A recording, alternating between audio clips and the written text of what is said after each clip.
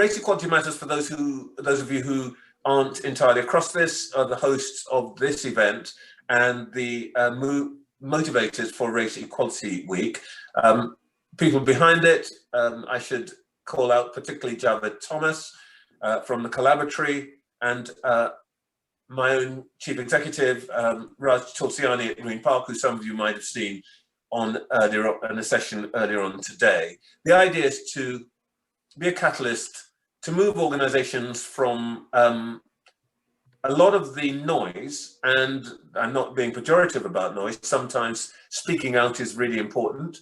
And we saw a lot of speaking out last year, a lot of kneeling, a lot of gestures, and I think there's nothing wrong with that, unless it is not followed by action. And the part of the aim of this week is to get beyond the noise and to hold people to account for what they promised to do, or at least give them an opportunity to do something that follows up the noise. And we'll talk a little bit more at the end about some of the proposals for Race Equality Week, safe spaces, and our big promise. But what I can tell you is that already about 1,200 organizations have engaged with Race Equality Matters. So there's a great deal of appetite out there for getting on with it. And in that spirit, let us get on with this session. And we'll hear later from our colleagues from Flair and BT, who you can see amongst the organizations who've been supporting the week. But we're going to kick off with our speakers from HS2. And I'm going to introduce very briefly Lily Kitchen and Rakhi Jethwa. Lily is the Diversity and Inclusion Project Manager at Network Rail. And she manages the Race Matters and Gender Matters program at HRT, at HS2, I'm sorry, part of their wider Everyone Matters Diversity and Inclusion strategy. And Rakhi is a senior HR business partner and Culture Fusion employee network representative. She's a HR professional, experienced in employee relations, and talent management. And they're going to talk about their journey, about how they did a data dive at HS2 and how it's helped to shape their race equality strategy. So over to you, Lily and Rakhi. Thank you, Trevor. Can I just check you can see my screen?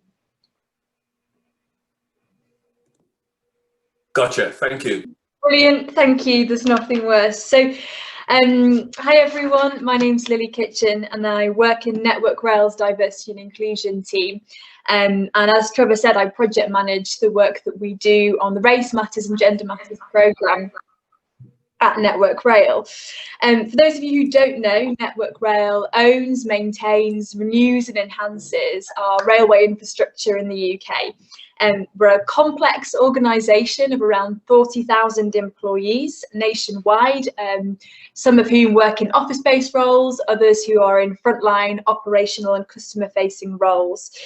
We're also a highly unionised organisation. And I'm delighted to join you today, along with my colleague Rakhi, to talk about our approach to race equality at Network Rail, with a particular focus on how we've used data in our Race Matters programme to be transparent about where we are and hold our business accountable for diversity and inclusion, and in particular for race. So I'll give you some context to start with. So at Network Rail, we want to create an open, diverse and inclusive environment for everyone. And that's why our diversity and inclusion strategy is called the Everyone Matters strategy.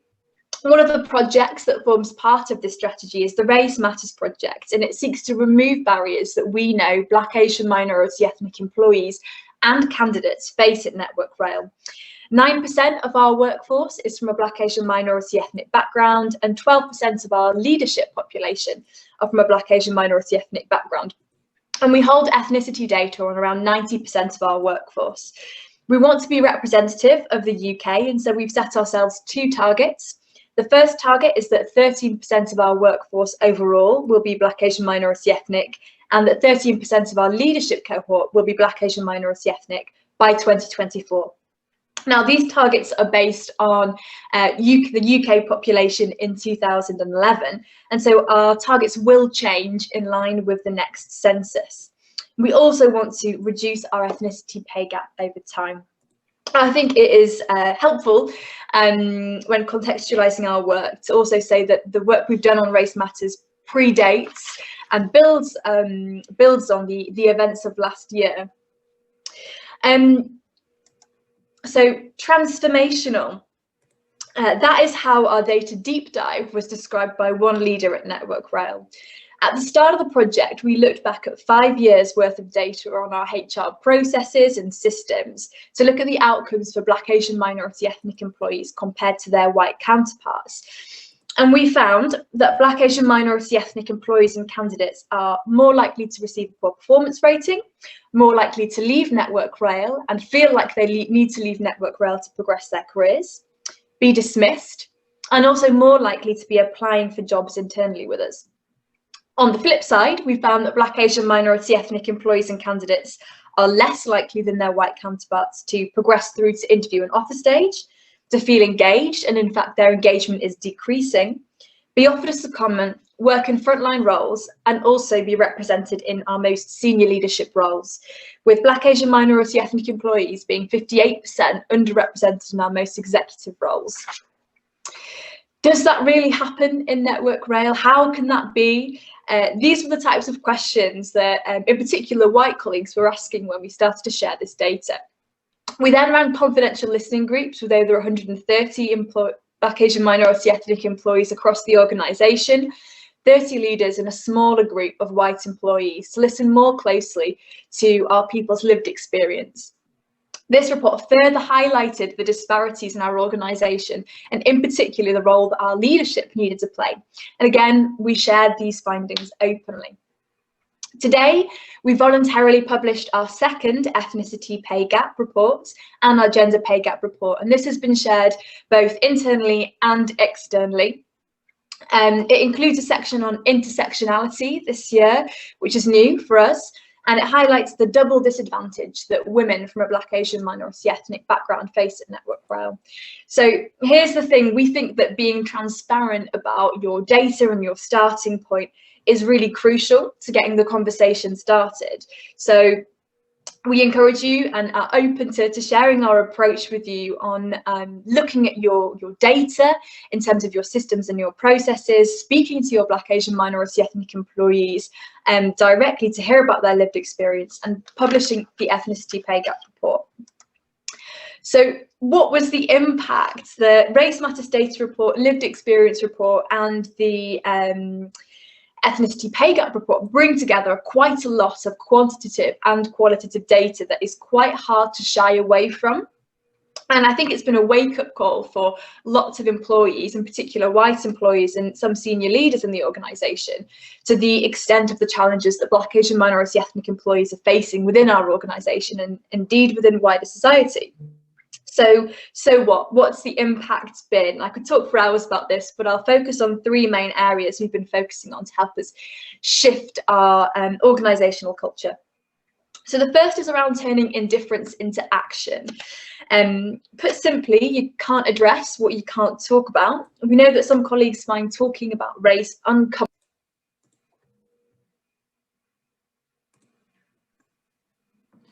Hi, Lily, you've just gone on mute. Sorry, Lily, you've just gone on mute there.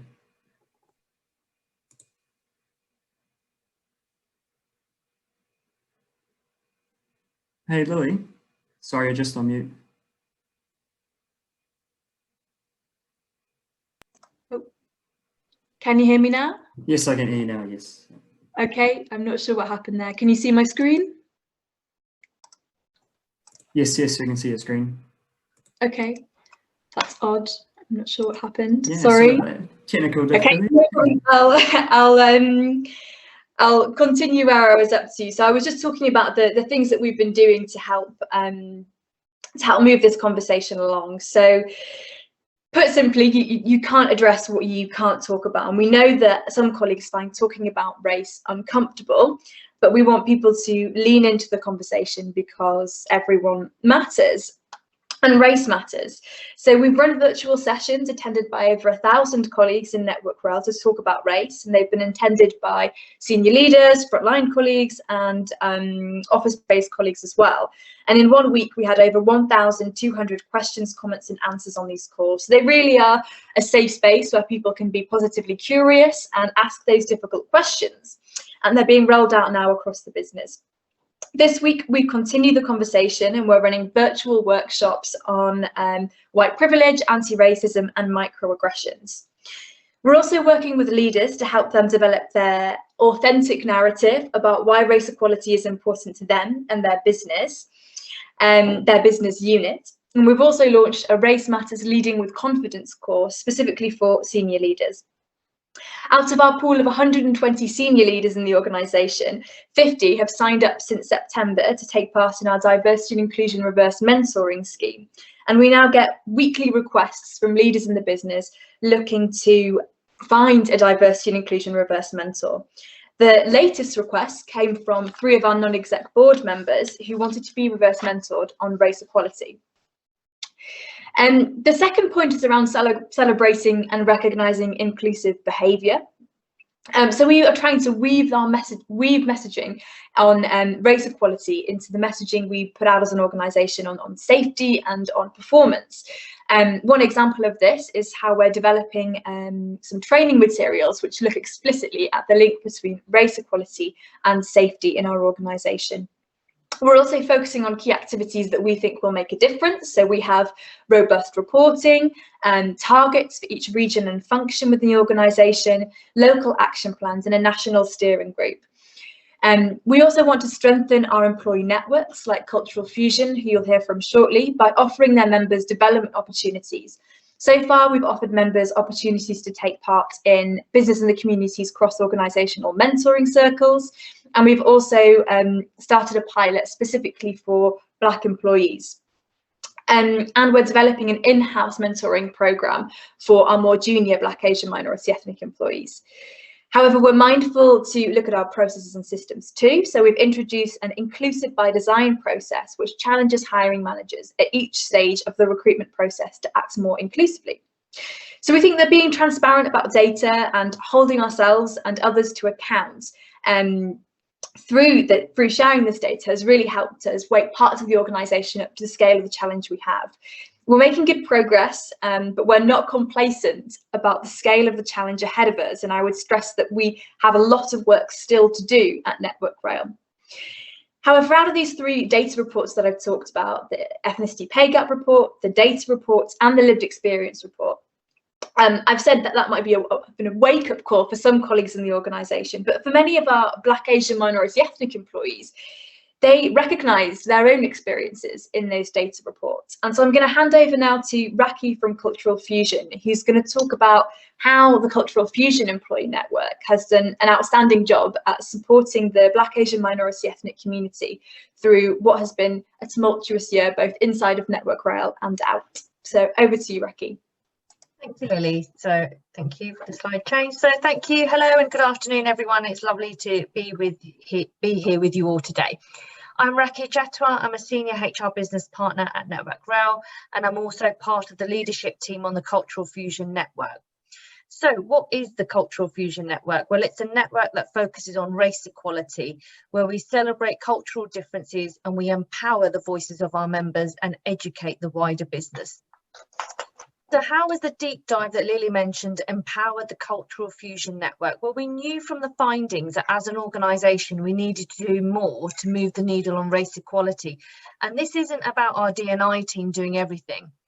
The network has ran seminars on personal branding and communication, and we've collaborated with functions within the business, regional D&I managers, and the other staff networks. So this has been another key factor to how we've been able to expand as a network, recognise intersectionality, which Lily mentioned earlier, and engage senior management to take up their own local D&I initiatives. This year, we're working with the D&I team to launch the 2 programmes. The first is the Career Discovery Programme, which is a 4-month programme for BAME colleagues in lower banded roles. And the second is the Future Leaders Programme, which is a 4-month programme aimed at our Black colleagues in bands 3 and 4.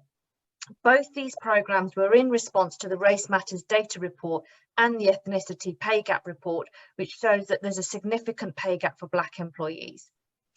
We also proactively took responsibility to give a voice to our BAME colleagues through our network's virtual tea breaks. And this enabled our members and ultimately the organisation in supporting BAME staff to be heard, to progress their careers and to feel equal amongst their peers. Next slide, please, Lily.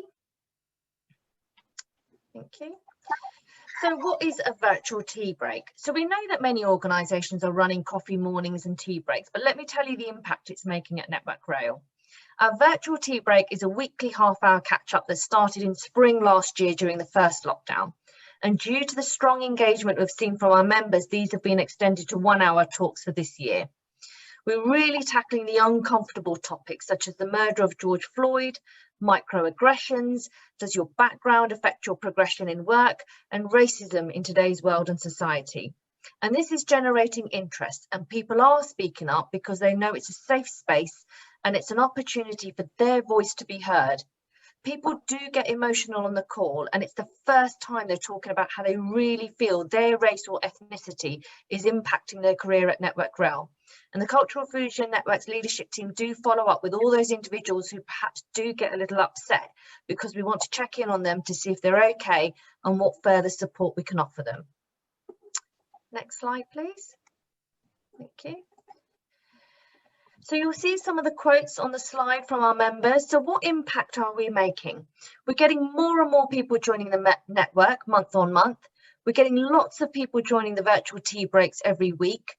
People really feel like we're addressing the sensitive and uncomfortable topics that we've not spoken about before. And there's real honesty with what people are saying. And there's a sense of relief amongst our members. Our topic on banter went viral. Following our virtual tea break talk on banter and bullying, news spread, and many HR colleagues asked our network to run these sessions in the roots, regions, and central functions to start addressing the impact of banter and microaggressions on our BAME colleagues.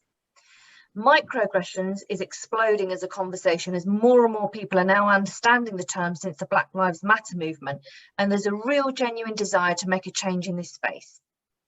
Lily mentioned the focus groups earlier, and one of the questions asked was what makes you feel included at Network Rail? And one of the themes that came out was that the Cultural Fusion Network and the tea break sessions that we ran and still run make our BAME colleagues feel included.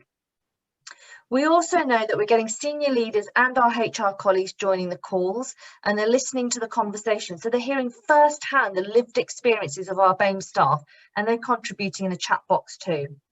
The tea break conversations are giving the BAME perspective, helping them to understand how their behaviours could make our BAME colleagues feel. Our white colleagues are saying they are reflecting on their past behaviours and identifying opportunities to do better. So we do feel that those who we are reaching out to are really looking inward at their own behaviour, recognising their own biases and making the necessary shifts in their behaviour. Thank you for listening. We hope you found our presentation insightful, and now I'll hand you back over to Trevor. Rakhi, thank you very much. That was, and Lily, thank you. That was terrific, actually. And well, first of all, I'm just going to begin with an apology. Network Rail, I don't know why I said HS2. Clearly, Monday morning hasn't quite caught up with me. My apologies to both of you. But I thought it was terrific. And if I may call out just 2 quick points. One is the transparency inside the organisation that Lily spoke about, I think is impressive and important and also rather unusual. So I think point 1, perhaps for people to think about how that works. And secondly, the point that you've just made, Rakhi, one point of which I'd like to pick up and maybe we might get some more information about. I was very struck by the fact that you said that the network follows up the tea break sessions with people who might have felt emotions and so on, which is something that does not happen in my experience. Sometimes we do have these sessions and people, give it both barrels and then actually nothing. So I think the follow-up and how that's done would be a rather interesting thing for everybody. Now, I'm delighted, for all sorts of reasons, to introduce our second pair of speakers, who are from BT, who has sponsored or are partners in Race Equality Matters. Two of them, one of them, I'm delighted to say, is Rakhi, who is BT's Global Diversity and Inclusion Director. Her work at BT reaches over 100,000 colleagues across 50 countries, and she's had a pretty stellar career in a range of sectors, London Underground, Ernst & Young, and she managed to do that in spite of having spent some years working with me at the Equality and Human Rights Commission. It's extraordinary. She's going to be joined by Bernadette Kisaalu, who is the principal lawyer for the BT Customer Experience legal team, but in this context is here as the chair of BT's Ethnic Diversity Network, responsible for amplifying and empowering the voices of BT's diverse colleagues, and working on diversity and inclusion throughout the organisation. So they're going to talk a bit about what they have done, bearing in mind what I said earlier on. This session is really not so much about what we think and how much we care, but what we do to make a difference, and the importance of data in achieving that. So, Rakhi, Bernie, all yours. Thank you, Trevor. Nish, can we have the first slide, please? And the next one, please. Perfect, thank you. So hi everyone, as Trevor said, I'm Bernie Kisaalu, the chair of BT's Ethnic Diversity Network. And I'm going to speak to you for about 2 or 3 minutes about what we have done as the Ethnic Diversity Network to change the dial and ensure our business has meaningful actions in terms of changing the dial in race and equality. So just to set the scene, our Ethnic Diversity Network has been operating for about 28 years. But if we think to today, 2021, what's changed and how has the ethnic diversity grown and shaped our organisation? Well, back in 1992, when the network was set up, we only had 9 members, and the network's primary role was actually designed to promote the professional image of ethnic minorities in BT, which at that time was around 5.2% at that time. We fast forward to 2021, the network has a much bigger vision.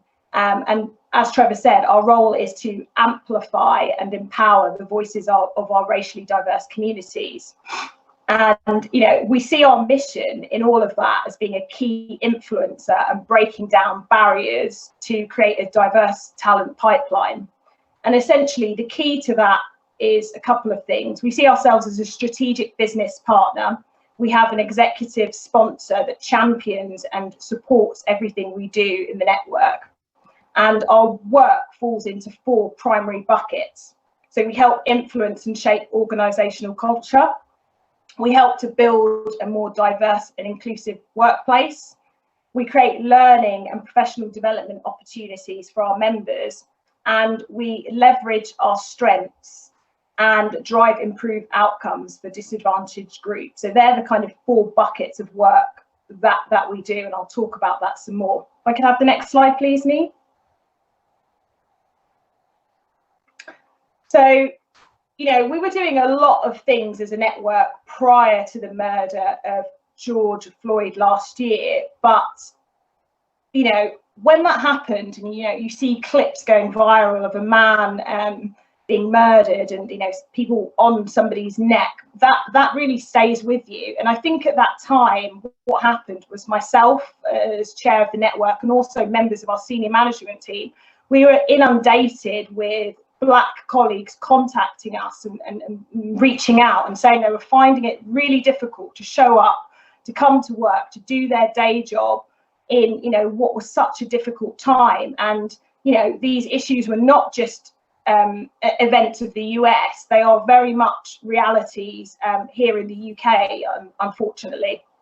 And so we stepped up as a network, and so did our management, because they really knew we had to do something meaningful to support Black colleagues, but to show that BT is really a diverse and inclusive employer and it wants to make a difference. And the only way it can make a difference is by leading from the front.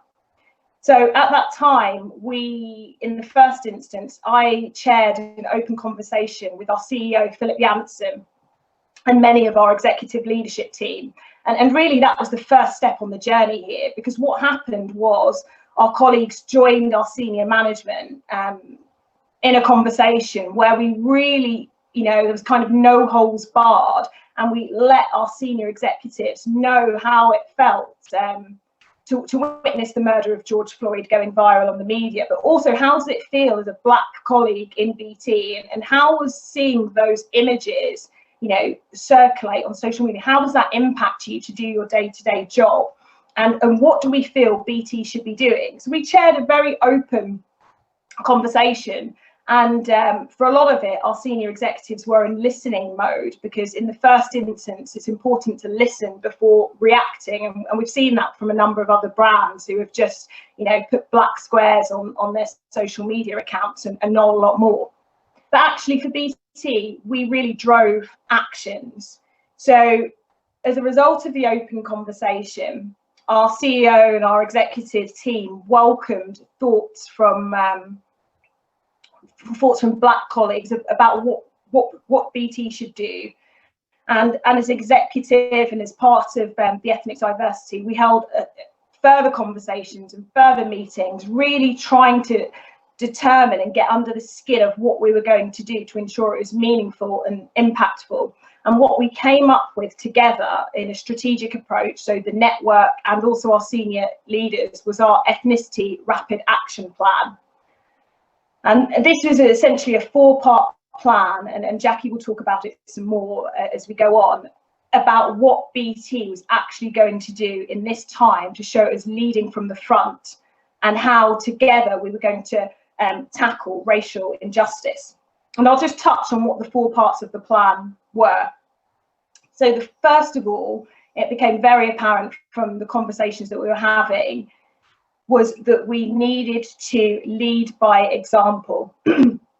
And that, many colleagues were not necessarily confident in having conversations about race and so forth. So we needed to do some mandatory race awareness training, and that's something that our business will invoke. We also know, and it's quite rightly, this seminar is all about data. We need to build transparency in our organisation. So that means understanding the makeup of our workforce so that we can take actions where necessary, and in turn, for example, publish our ethnicity pay gap. It's also understanding and accelerating talent, so we have a talent acceleration programme. That's something else we're going to focus on. And it's also about our leaders understanding the communities, and in that respect they are going to do some reverse mentoring and take up positions on organisations supporting in the local communities to make a difference. Can I have the next slide please, Nee? But what did our organisation do in particular, and what did the Ethnic Diversity Network do in particular to help drive change? Well, one thing we did, we've heard from Network Rail about their tea breaks. We held a number of virtual lunches where we really talk to our members, and we understand and we drive conversations about what's important to them. And one thing we were hearing time and time again was that our members were a little reluctant to declare their ethnicity data. So each year, BT has a People Declaration campaign where we try to get the personal data of our colleagues in terms of their ethnicity, their gender, sexual orientation, religious beliefs, etc. And one thing in the past that we've struggled with in particular was getting colleagues to feel safe and confident to declare their ethnicity.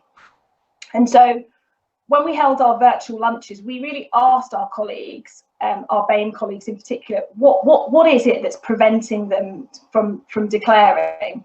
And for a lot of them, they never really understood what our organisation would do with the data, and perhaps thought that if they declared their ethnicity data, a target may be on their back in the event of redundancies or something like that. So through the virtual lunches, what we did is we explained the narrative very clearly to our colleagues as to why BT needs this data. BT needs this data to understand the makeup of its people and where there are gaps, put in the necessary programs and procedures to boost employees numbers in those areas. And so how did we contribute? So as a strategic partner of the business and working together with them, the Ethnic Diversity ran a campaign, and that campaign was called I Declare Because. And it was a viral campaign that we ran over our social media page called Workplace. And essentially what that campaign was, it was a number of colleagues from BAME backgrounds and also those from not BAME backgrounds, just creating a short video to tell their name, the part of the business they worked in, but also declare some information. So for example, if I was doing a video, I would say, hi, I'm Bernie Kisaalu, I'm a Black female of Ugandan and Caribbean heritage, and I declare because I want to make a difference in our workforce and drive change. And then I would say, I'm going to tag Sarah and Bob, and they'll share why they would declare. And then Sarah and Bob will do the same thing and post their videos. And what we found is in our organisation, those videos had a huge impact because actually it normalised declaring. People were seeing their colleagues that looked like them declaring without fear, and it gave them the confidence to do that too. In terms of what was the tangible result, well, we saw that ethnicity data in our organisation increased by 14%.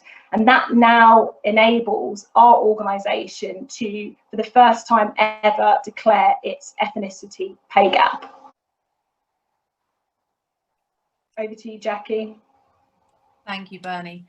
I think that video goes to illustrate how amazing our EDN are and how lucky we are to have them, because they played such a huge pivotal role in the success of our People Data campaign. There were a couple of points I really wanted to stress though, which is that although I'm here today speaking about what we did, it was a huge group effort.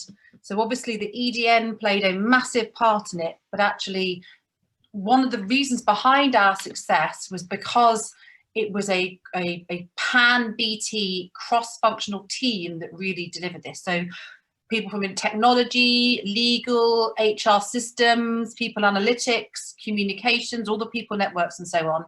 And everybody was involved in sort of the machinations of making this work. And we were also really lucky because we had a huge mandate and sponsorship from our chief executive and our exco.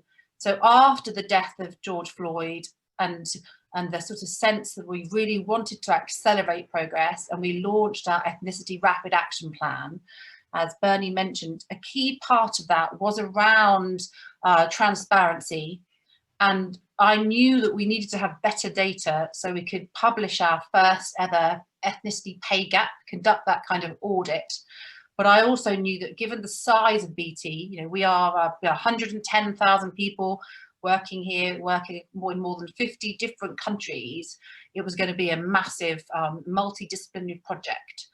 So it really was, I can't stress how many, the effort and how many different teams were involved in making this happen. So how did we do it? Because people often ask me this. We had the leadership, the sort of mandate from the top. We had, we had to assess how all the different parts of BT, and we're a very sort of complicated, complex organisation. So we have field engineers working in OpenReach. We have colleagues working in the retail shops as part of our consumer division, which has EE. So BT is a very diverse organisation in the non-DNI sense. And we knew that we needed to sort of move quickly, because I knew that in order to get to our ethnicity pay gap data, because I knew that the cycle of how our business would work, we need to coincide with our gender pay gap, which we've been doing for some years since it became a statutory requirement. So we needed to do it over the summer. So we launched over the summer, which was by no means ideal, because obviously we were and still are in the middle of a global pandemic, and it coincided with the school holidays. But we wanted to get cracking. So that's what we did. I'm a huge believer in evidence-based practice and a huge sort of fan of behavioural science. So before we actually really got going, we piloted it. We have a strategic partnership with a behavioural science company called More Than Now, who specialise in diversity and inclusion. And they helped us sort of road test the different wording so we could understand how BT colleagues would respond differently to how the questions were positioned. So we were really lucky that we piloted it. And we also piloted the sort of different ways in which people can interact with the systems to work out, what would get in the way and what would lead to better data. So we had done a pilot, and then we launched with a message from our chief executive. We had got all of our exco involved. We'd had, all the different devices and so on that colleagues would use to update their data. Those had been tested. We'd had the survey translated into Welsh for our Welsh colleagues. Diversity and cognitive diversity really kind of came to the fore in the sense of our project team, in trying to anticipate everything that we could, that all the different factors that we would need to think about, and we tried to make it as easy as possible for colleagues to take part and address all of the different kind of questions they might have around why we were seeking this data. And data is great. Data to me always tells a story, and I think sometimes it's necessary to be able to explain to people who may need a bit of encouragement, like the members of the network that Bernie chairs, and also other people who might think that it had nothing to do with them. They weren't from from an underrepresented group and so on.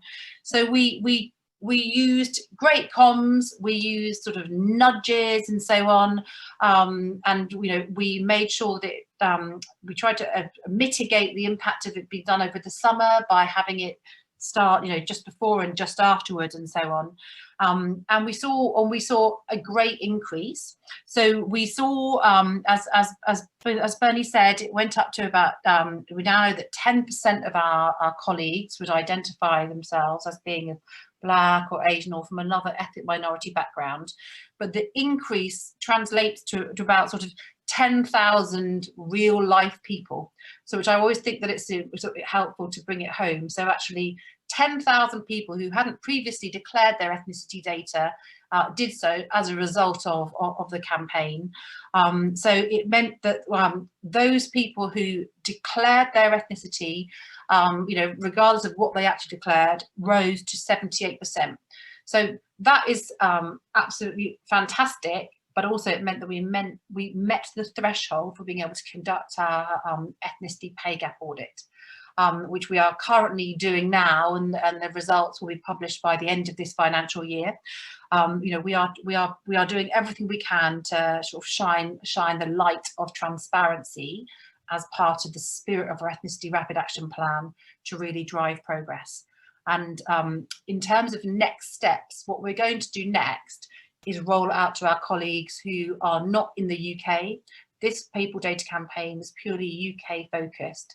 So we need to roll out to the colleagues who are not in the UK, being alive and cognizant of the different legislative and cultural drivers and attitude to diversity and equality. As I'm sure everyone on this call will appreciate, the UK has one of the most progressive pieces of equality legislation in the world, and not everyone does, and we as a global business need to be alive to that. As a result of the data, we are also going to be setting and publishing our first ever ethnicity targets, and we are going to be being quite specific around what we mean by ethnicity. I think, as I spoke earlier on the call, I don't like the term BAME at all. I think it is inadvertently masks different experiences of different ethnic groups. So actually, by speaking with a greater degree of sophistication, it can reveal lots of other stuff that's going on. So, and the data allows us to do that. There's lots more. We're doing much more in terms of talent, but I'm very conscious of time, and I'm going to hand back to Trevor now. Jackie, thank you so much. I want to say that I'm just following the chat, and I want to say a couple of things really. One is that Bernie, thank you so much for saying you said it far more politely than I would normally say it, but what you might call the idea that we need to move beyond black square anti-racism, which is demonstrated by what you two have just been talking to us, is at the heart of what we're trying to do with this week. I think that it's clear that the I Declare campaign is a big hit in this room. That's anybody who looks at the chat can see that. I think what Jackie's just been saying in relation to the how you manage the pay gap reporting is very, very important. By the way, for those who've asked the question, gender pay reporting is of course mandatory now. Ethnicity pay gap reporting is not yet mandatory, though we obviously do quite a lot of work with central government. I can say that it would be reasonable for anybody who has more than 100 employees to start thinking now about how they get the system in place, and that they would be unwise to spend a lot of time waiting for somebody to tell you to do it, because these things sometimes happen faster than you expect. Okay, our final speakers are the co-founders of Flair, which is an organization which helps companies and others to build a culture where all ethnicities thrive. Darrell and Nee are people who use, I think, their own experience in a creative way to help others. But I think they will explain in more detail. Darrell specializes in gathering insights from people in terms of product development, and Nee worked at Goldman Sachs, and therefore is part of the organization that now runs the entire world, but understands more than that the nuances of being an ethnic minority in a prestigious organization. So over to you, Nee and Darrell. Perfect. I'll just share my screen.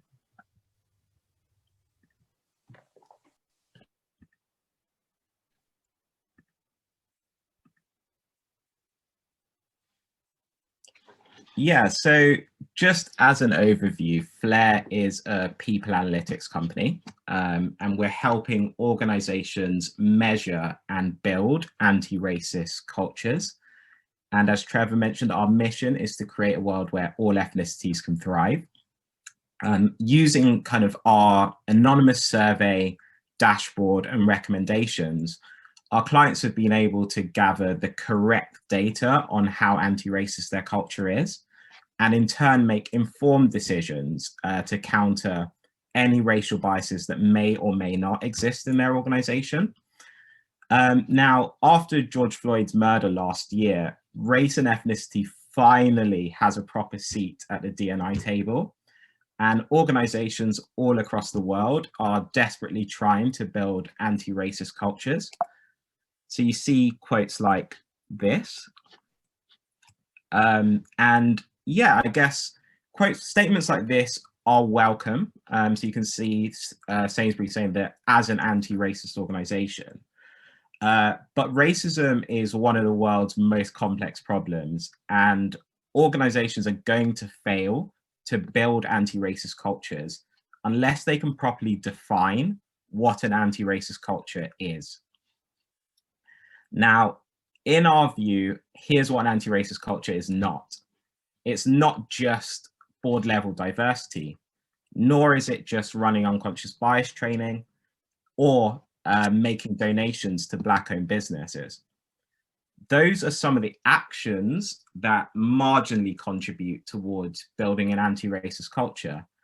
But achieving those things doesn't actually mean that you've built an anti-racist culture, because culture is all about how people feel and what they experience, and none of those are measured by those actions.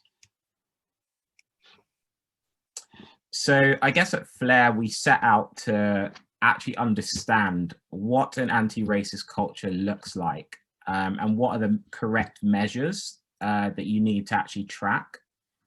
And we went about that by holding dozens of first-hand interviews with ethnic minority employees, as well as white British employees across a range of industries. We consulted social psychologists, studied literature related to race in the workplace, and held in-depth conversations with D&I experts.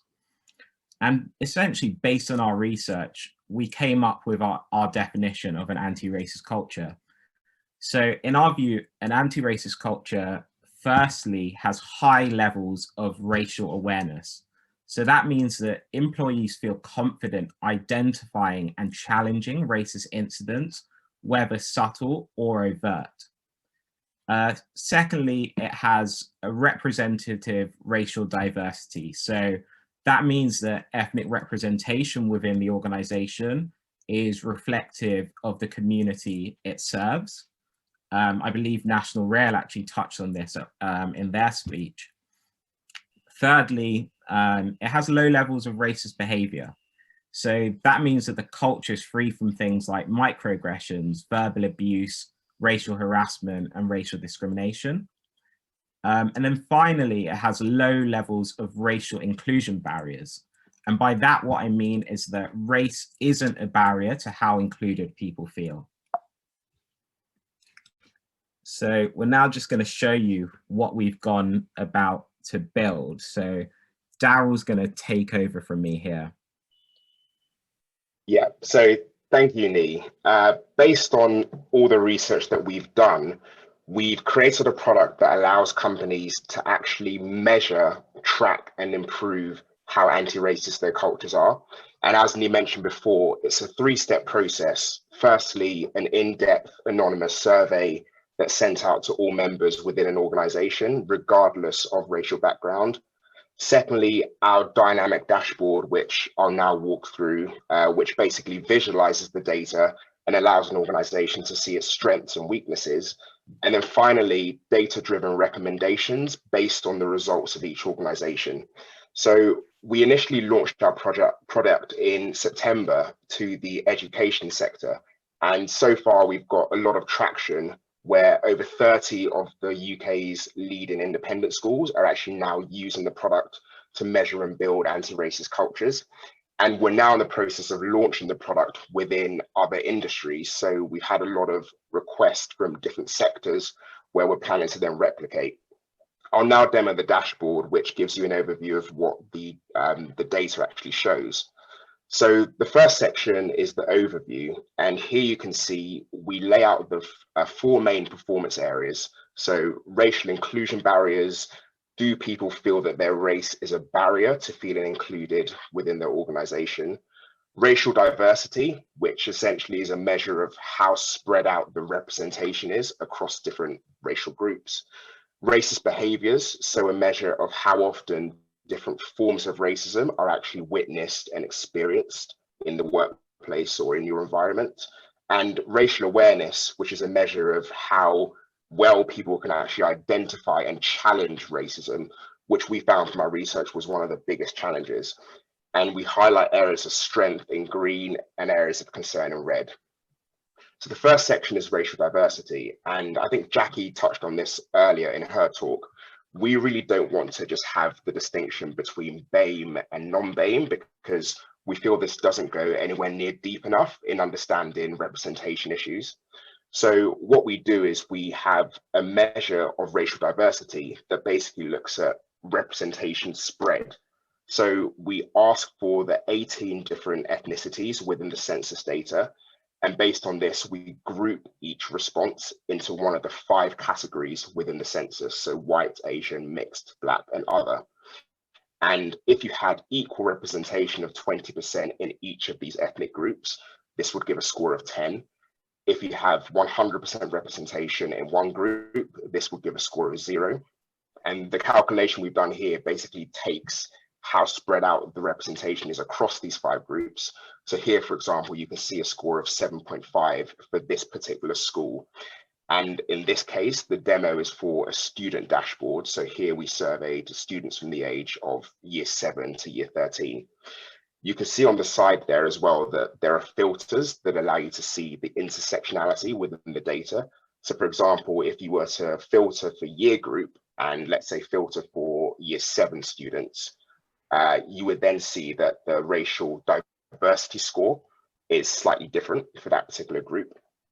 So here, for example, it's a 6.2 relative to a 7.5 average. And this type of granularity really allows an organization to understand their problems and their strength areas in deep detail so that when it comes around to putting in place solutions, they can target it where it matters. Then the next section is around racial inclusion barriers. So we've done a lot of research into how organizations typically measure inclusion. And often what you see is that they'll use employee engagement surveys where they would slice and dice the engagement metric by ethnic group. The issue with that is that this doesn't show whether ethnicity and race are actually driving scores in engagement to be lower.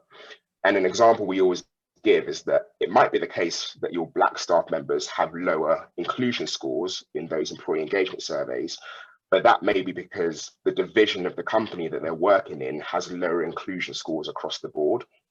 The way we get around this is that we ask specifically, is it your ethnicity that is making you feel less included? And we focus on 4 main inclusion drivers within the education product. So we ask if your ethnicity makes it harder to be yourself, access opportunities, receive care and support, and receive recognition. And if you then filter the data, for example, for the Black students in this particular demo, you'll be able to see what's driving that score to be lower at 5.4. So here, for example, you can see that in this particular school, 51.5% of Black students felt that being Black made it harder to be themselves, and just under 60% felt that it made it harder to receive appropriate recognition. Interestingly, when you look below, you can see the benchmark figures across all of the organizations that we've worked with. So there, what we do is we take the average across all of our clients to show how an organization is performing compared to the industry norms. And again, this granularity of data means that when it comes to coming up with solutions, they can be targeted at the specific problem areas. Then the next thing we look to measure is around racial awareness. So from the feedback we had, and it's been touched on today as well, one of the biggest challenges people have is actually talking about and identifying and challenging racism. And we felt it was really crucial that there was some measure of how people can actually do this, whether it's the workplace or within a school setting. So the way that we measure racial awareness is we use situational judgment questions. We've come up with a range of different scenarios that could happen realistically within an organization. And we ask each respondent how they feel they would respond to each of those racist incidents. Some of them are more overt forms of racism, and other forms are a lot more subtle, things like microaggressions. And based on this data, we then in the education product create a score that shows how similar everyone's responses are. So you can see there that this school has a score of 1.4, which is a low score, which indicates that there's not really a clear code of conduct for how they respond to racist incidents in the situational judgment test. Then the penultimate section that we look at is around racist behaviors. So again, our research showed that one of the key issues that was a problem for different ethnic minorities was actually experiencing racism within the workplace or within the school setting. And we here present the amount that they're actually experiencing different forms of racism. And you can see that if you break down the figures by religion, for example, you can see how those change for different religions. So here, for example, with this sample, you can see that for Hindu students, 80% of them commented that they received any form of racism recently, compared to the overall sample, which is a much lower figure. So again, it allows you to really target the interventions on the real problems. One key thing here is that we make sure we have confidentiality within our data. So you'll notice that the sample here is 5. If the sample was to go below 5, we wouldn't then show the data, and that would mean that people's information won't actually be visualized. And then the last area is a bit of qualitative feedback. So here we basically allow people to state some of the experiences they've had in relation to race, whether in the workplace or in this case, the school. And you can really see how in depth people go into their descriptions of what they're experiencing.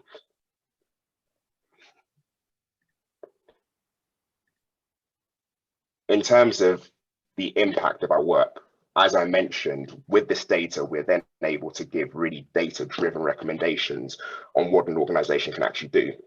And a couple of examples we've had with clients so far. So one of them is that oftentimes we've seen issues with Black students facing racial inclusion barriers. And often the biggest problem area flagged is around being Black, making it harder to be themselves within school.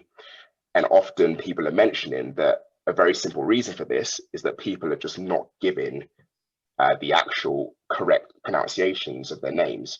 So one very simple solution that we've used is we've encouraged schools to store the phonetic pronunciation of students' names when they enroll. And we've already seen from some of our clients that that's had a real impact on how included people feel. So moving on to the future, we're now in a position where, as I said, we've worked with over 30 of the UK's leading. If you could briefly, Darrell, because we're at 2 o'clock. Yeah, and we've now launched our first relationship with a business. So Age UK East London will be our first client, and they've just signed up, and we're very excited to be working with them. And just to wrap up on the last slide, we'd love to have a conversation with any HR leaders or D&I leads or members on this call. So please connect with Nee and I on LinkedIn, and we'd love to have a conversation about how Flair can actually help with your business needs as well. Thank you very much, Darrell, and thank you very much, Nee. Guys, everybody, the sessions have been so interesting. I've let people go a little bit longer than they should have done, but I think, frankly, we had a lot of terrific, rich material today. We're going to wrap in a couple of minutes, but before we go, one thing that I want to do is just to stress that everybody, one of the points of this week is that every organization can do something. And starting with Big Promise, you can see the slide there. I'll just quickly say a little bit about the questions that have come in from people, which I hope our speakers may be able to reply to in writing. Naima in Scotland says that organisations are often reluctant to collect ethnicity data for fear of identifying individuals given the small ethnic minority pool. Questions about how to overcome that. One way in which people think about this, but sometimes, is to combine data from other similar organisations. So there may be partnerships that could help you in that respect. There's a question for Network Rail about whether you partnered with any outside organisation to help develop the diversity strategy, and if so, who? I think somebody there looking for help. And a very interesting question, I think, which is for all our speakers: how do you get top leadership involved from the start in the Tea Break initiative? But I think that will be relevant for almost all of the questions. There's a broader issue, which I think is a rather important one, which is if a couple of people have raised the issue of persuading people that this is necessary. You may just want to have a look at the work that's being done on COVID.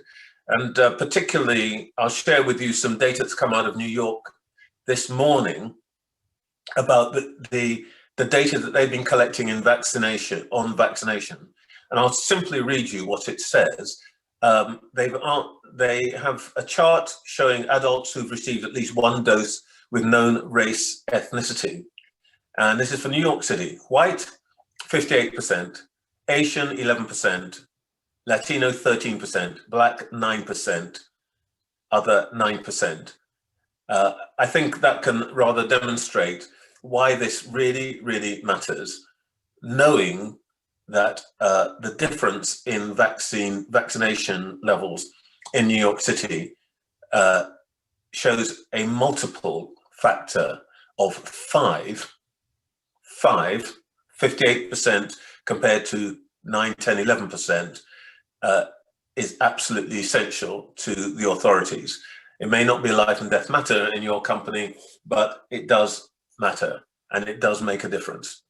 Okay, I think that is probably it from us today. There will be other events during this week.